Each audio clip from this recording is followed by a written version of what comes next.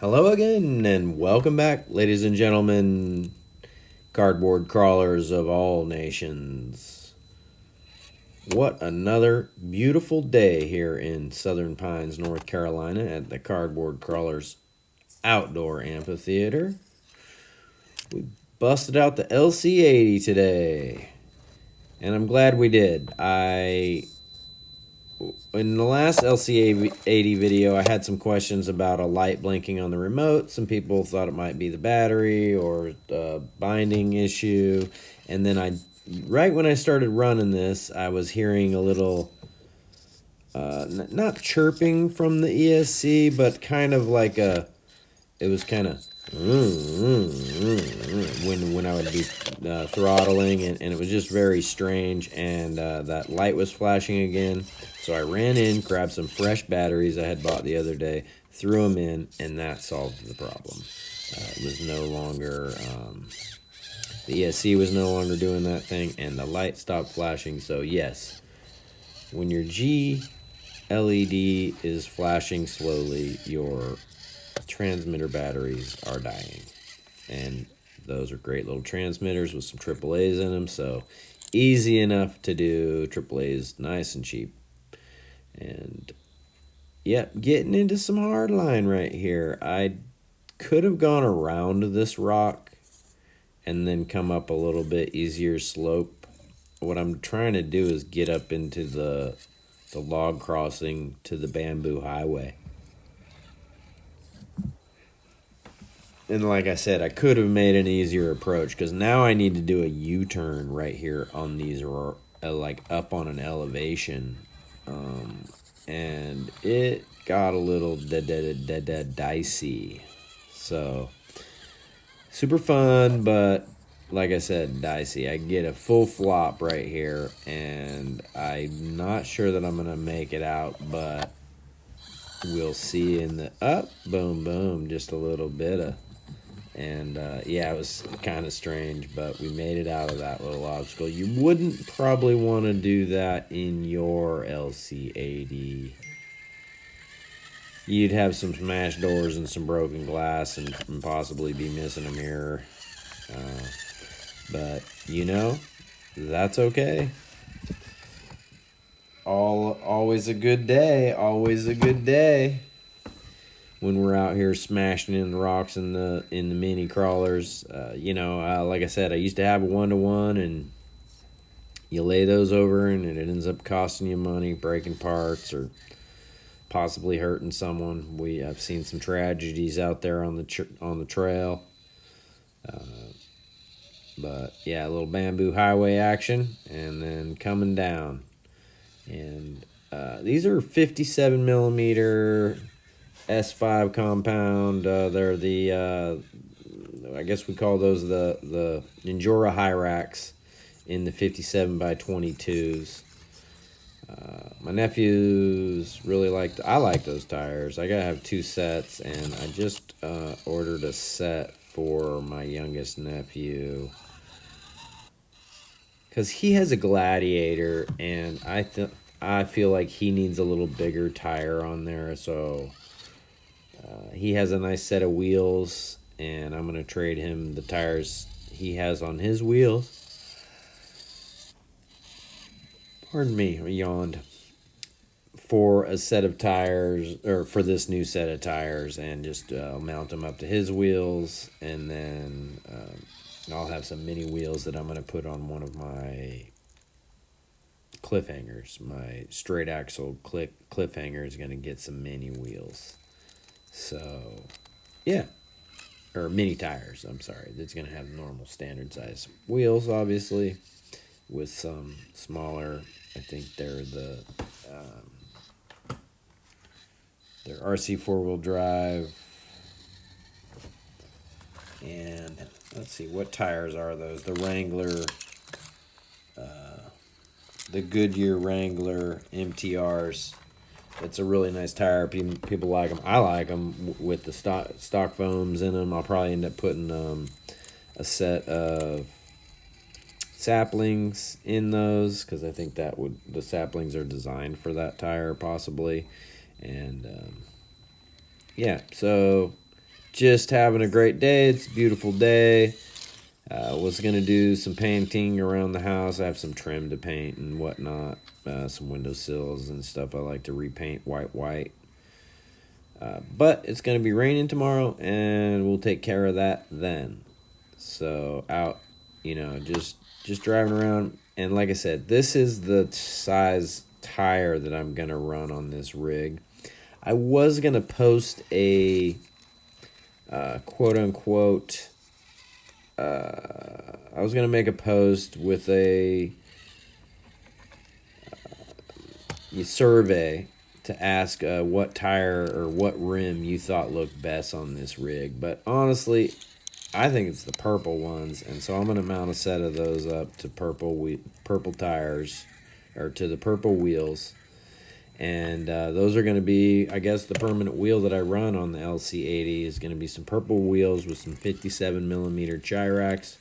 I've heard some comments and heard in some chat people think that tire is a little bit small for this rig, but I don't. I think, in the one-to-one world, you're dragging your axles, you're going to hit your differentials on rocks and stuff. So it's just all about finding a better line and figuring out something that works, where you need to get rocks to tires, or tires to the rocks,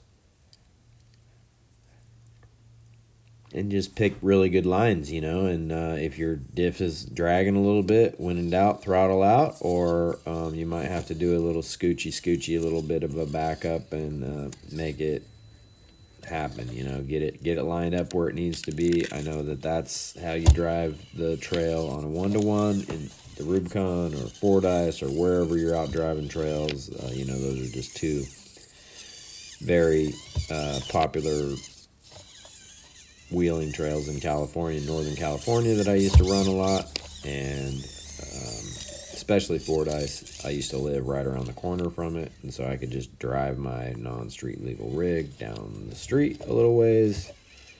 Nobody really hassled us about it because they knew what we were doing. We were just going on the trail. Weren't pulling out on the freeway. And yeah, so, like I said, having fun. Beautiful day, as you can see. Got some buckets in the background there because we were doing some work to some trail.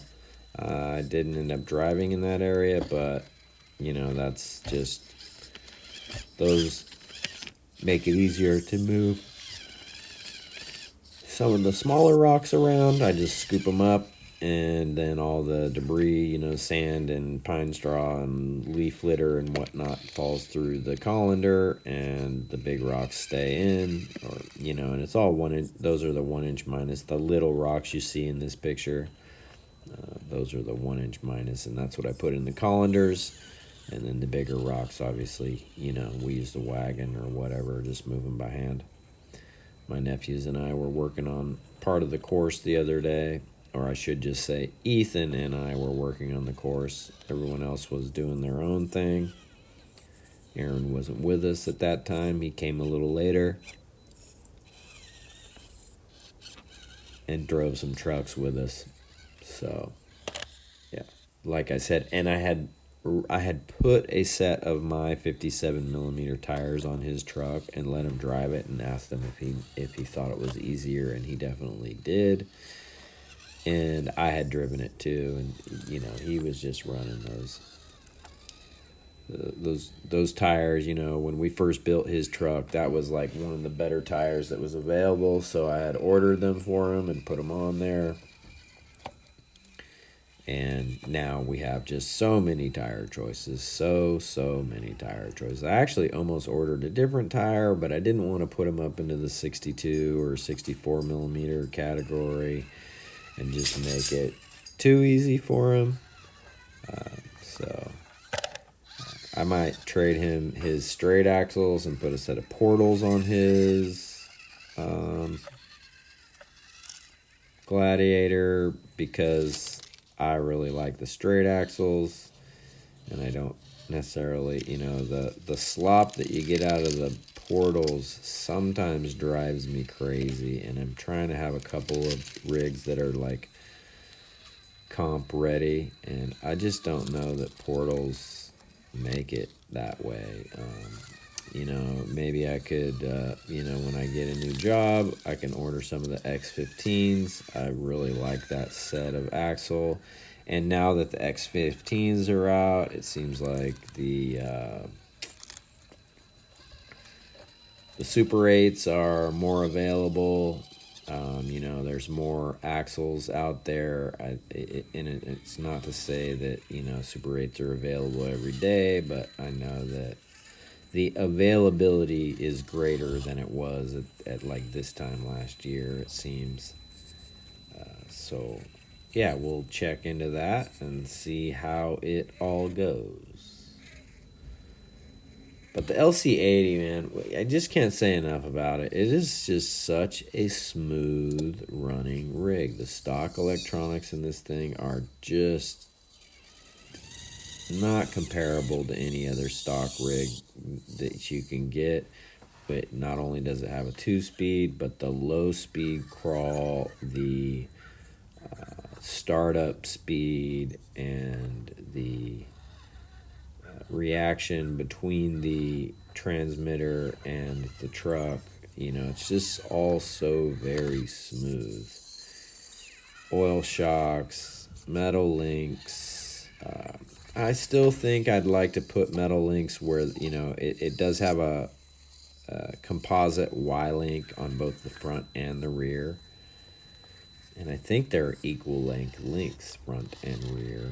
So I'd like to, you know, think about putting some composite on there, or not some composite, but make it into a true 4-link, and that might actually make it drive even smoother, if you can imagine that.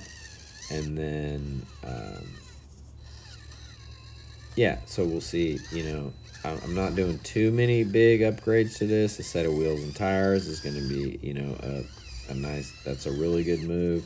If you've noticed, my front end, I don't have the stock bumper on there anymore. And you can see those little tabs. Those are just little brass tabs that I still haven't fabbed up that little tiny bumper for that. But it's coming soon. I might do that Thanksgiving before dinner's ready.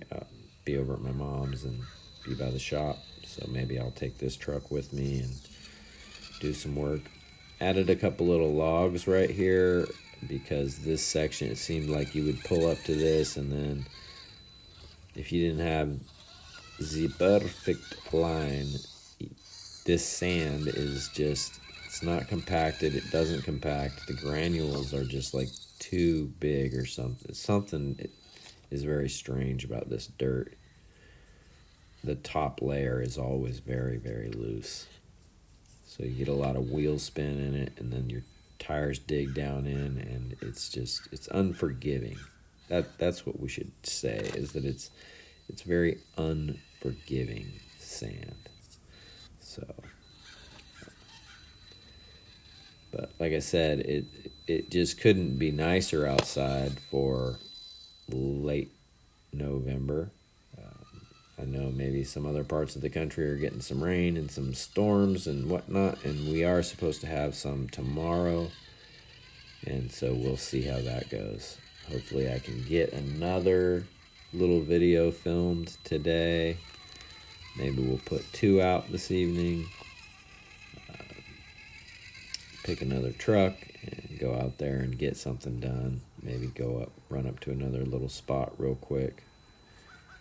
I definitely want to do some more work on the course and kind of make a more compy area that's more difficult.